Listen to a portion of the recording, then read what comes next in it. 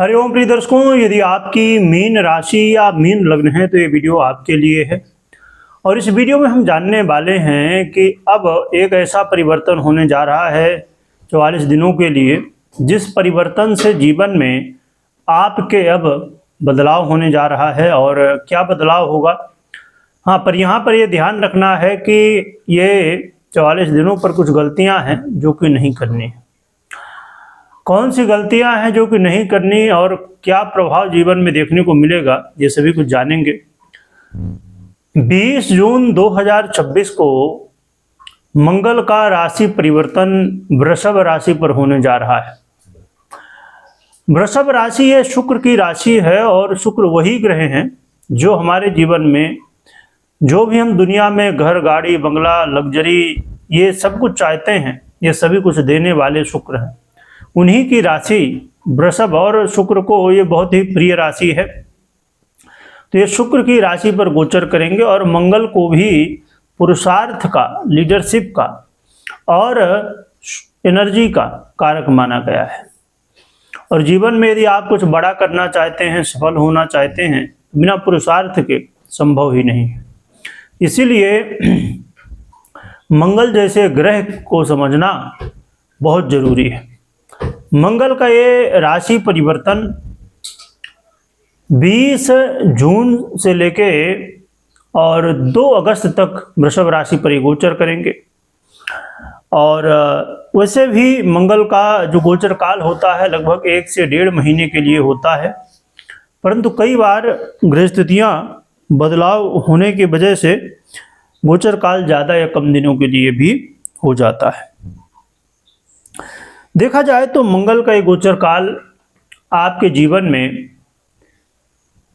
आपके शत्रुओं के लिए पराजय का प्रभाव लेके आए हैं।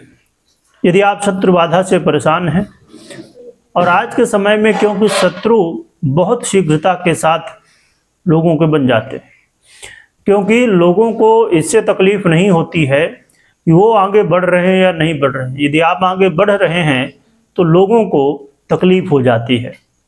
इसीलिए शत्रु बाधा जीवन में हर व्यक्ति के देखने को मिलती ही है। तो ये समय आपके जीवन में शत्रु बाधा से मुक्ति का रहने वाला है।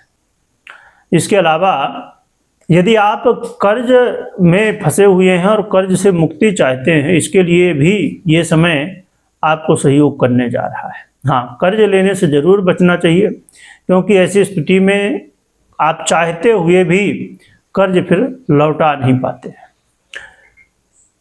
इस समय आपका आत्मविश्वास भी मजबूत होगा और आपके अंदर एनर्जी की वृद्धि भी होती हुई दिखाई देगी, जिससे आपको जो भी काम करते हैं उसको करने में तेजी देखने को मिलेगी। इस समय इंटरव्यू वगैरह आपका है या आप मीडिया, सोशल मीडिया से जुड़े हुए, तो आपको सफलता देखने को मिलेगी।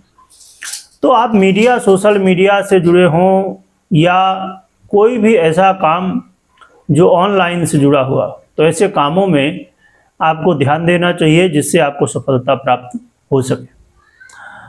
प्रिय दर्शकों, ये समय भाई बंधुओं के बीच यदि वाद विवाद या कलह का माहौल है तो इसमें कमी देखने को मिलेगी और आपस में प्रेम बढ़ेगा। और समय का भी साथ मिलने वाला है, जिससे कई बिगड़े हुए काम बनेंगे और धार्मिक यात्रा करने का अवसर भी प्राप्त होगा। और ये समय विद्यार्थी जो हैं, खासकर उच्च शिक्षा हासिल करना चाहते हैं, ऐसे स्टूडेंट के लिए, ऐसे विद्यार्थियों के लिए ये समय सहयोगी होगा।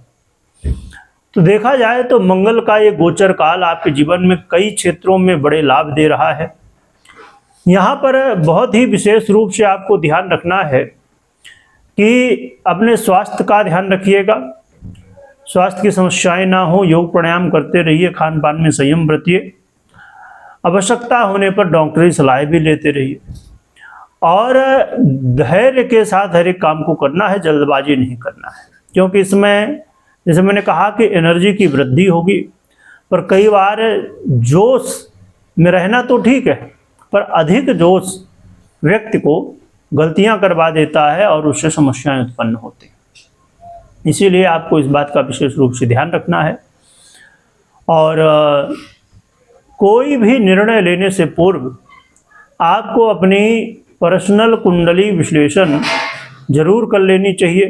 पर्सनल कुंडली विश्लेषण के बाद ही कोई भी निर्णय लेना चाहिए, क्योंकि पर्सनल कुंडली को यदि समझा जाए कि क्या मतलब है, तो ये उसी तरह है जैसे हमारे वृक्ष जो होते हैं, तो वृक्षों में यदि जड़ को काट दिया जाए तो पूरा वृक्ष ही समाप्त हो जाता है। उसी तरह पर्सनल कुंडली आपके लिए सबसे इम्पोर्टेंट है। बिना पर्सनल कुंडली देखे समझे यदि हम निर्णय लेते हैं तो कई बार चीज़ें सही होती हैं, कई बार नहीं होती हैं। इसीलिए बहुत ज़रूरी है कि आप पर्सनल कुंडली का विश्लेषण करें या तो करवाएं, इसके बाद ही कोई भी निर्णय लें।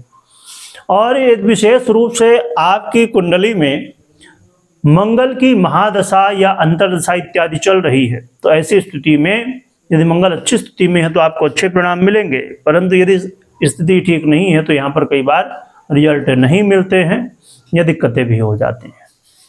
अब बात कर लेते हैं उपाय की, क्या उपाय करना चाहिए। तो उपाय के रूप में हनुमान जी की आराधना कर सकते हैं। अब रही बात की आराधना कैसे करें, ये तो बताने की आवश्यकता नहीं है, क्योंकि हर एक सनातनी इतना तो जानता ही है। अब चाहे आप हनुमान जी के दर्शन करें, हनुमान चालीसा का पाठ करें, सुंदरकांड का पाठ करें, जो भी आपसे हो सके तो आप कर सकते हैं।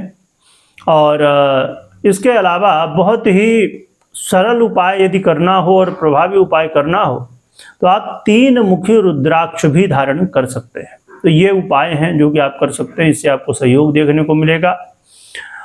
कमेंट में जयकारा लगाइएगा, हनुमान जी की स्मरण करिएगा। वीडियो देखने के लिए बहुत बहुत धन्यवाद।